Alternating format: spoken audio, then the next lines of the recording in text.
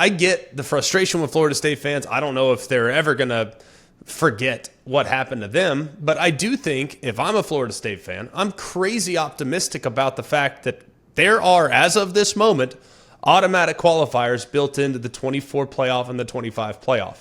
I am the best program at the moment in the ACC. Now, I think Clemson's coming. I think they're going to be back next year and probably going to be very competitive. But if I'm Florida State, I know I'm not thrilled with my alignment with the ACC, but I'm thrilled that I'm probably going to have a very, very manageable path to a playoff spot for the foreseeable future. So how would you handle it if you were Florida State and you were trying to figure out what's best for the future of the program with your current relationship with the ACC?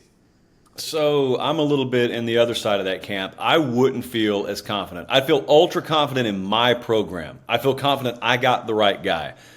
I'd have a ton of trepidation right now, and they do, obviously, with the movement that's happened down there, as to the future of my alignment with the conference and what is and isn't going to be automatically given to us in the future. So you're right. Like the next 2 years, we've got AQ status attached to these conferences. And certainly if Florida State had a season even remotely comparable to what they just did over the coming seasons, they'll be in, no problem. And they probably would be anyway if we're being real with ourselves in any kind of 12-team format. But man, like nothing is certain beyond 2025, I guess it is. And I would be very nervous, as I'm sure they are, that in the future, the SEC and the Big Ten get so big that they have all the weight in the world to throw around the room. They have to sign off on expansion. They have to sign off on a new playoff contract just like everyone else does. And I don't think you're ever getting their signature in 2026 and beyond on a playoff/media rights deal that includes automatic qualifier status. In other words, grants the same guaranteed access to other conferences as it does to them, because they don't have to, Greg. And so that's why I think the Florida States of the world are moving as quickly as they can within the world of collegiate athletics to get out of their current setup in the ACC and migrate to one of those conferences. But look, here's the end result, okay? As a Florida State fan, you have no control over that. Mike Norvell doesn't even have control over that. And honestly, Mike Norvell probably wouldn't even know the future of his program any more than we do right now on that front. But what you do know is they've proven to be one of the best portal organizations in college football. Now they're recruiting at a top 5 level. There's zero doubt about whether Mike Norvell is or isn't cut out to make the G5 to P5 jump, which is always treacherous. Billy Napier is dealing with it right now at Florida. And so, like, a lot of the boxes that are within your control are checked in bright green Sharpie. I'm of the belief the future will sort itself out. Like, I cannot envision a world in the future of college football where a Florida State falls by the wayside, where a Clemson or a Miami falls by the wayside. Whatever the future entails, those programs will be part of it. I just think it's so foggy when you look off in the distance. We don't exactly know what that looks like right now. It's impossipossible. I mean, I don't have any idea. But every single person that's, quote, in the know says that realignment's not done. Like, it's right. It's going to continue. Like, 2 years from now, 3 years from now, I mean, I talked to Kyle Whittingham about this last week. He goes, yeah, we're in the Big 12 for now, but who knows? This whole thing could shake up again in 3 years. Who knows? So I think that it is kind of chaotic, but I do think that among all the teams that are not in the Big 10 and the SEC, there is no one that's better positioned than Florida State, Clemson, and Miami. Like, those are the three, without question, that are in the best spot to potentially make a move. I would also probably add North Carolina to that quartet, because I think North Carolina can add a lot in hoops, and it's obviously a bit of an untapped resource for the SEC and the Big Ten. If they were to expand, everyone wants to get to North Carolina. I think Virginia, one of the two Virginia schools, Virginia Tech, doesn't matter.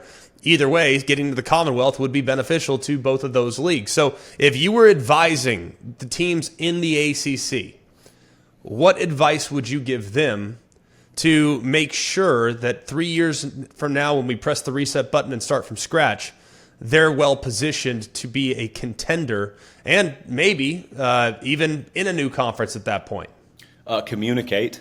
It's just like, it's so easy and it's so hard. How far down the wrong dead-end roads have we gone in this sport because of lack of communication? And Greg, even when we had communication, it was this pseudo back channel garbage that brought us things like the Alliance, which is just an utter disastrous chapter in the history of our sport. So communicate, man. It doesn't even matter. I mean, if I'm Florida State and I'm Miami, yes, they're my bitter rival. Yes, I'm competing with them on the field, on the court, etc. But dude, in the grand scheme of things, a higher tide raises all of our boats. And conversely, 13 cannonball shots to each of us will sink all of our boats. So we can't afford that. So let's just communicate the way that the Big Ten and the SEC do a pretty good job of, the way that the Pac-12 did a horrendous job of. And so there are two case studies right there of kind of divergent paths you can go down as a conference. And if you're not going to be even part of your conference, just like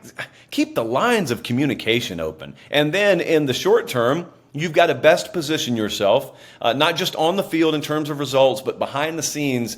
They know exactly what I'm talking about with this. You got to make sure your infrastructure, both tangible and intangible, is beefed up to the point where when I walk past you, I cannot ignore you on that aisle. You are inventory. In this conversation, you are inventory, and you've got to be a property that I cannot do without, whether I'm a television executive or I run a conference. And sometimes those things merge. I can't do without you.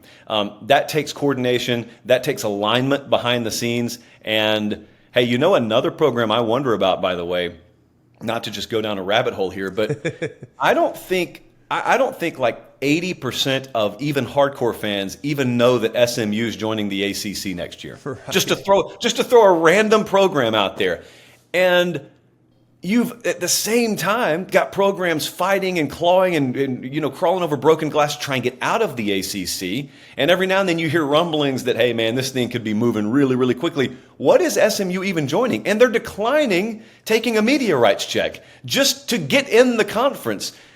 I don't know, man. I would be signing every contract in pencil right now. I know the lawyers forbid that, but I would not sign that thing in pencil.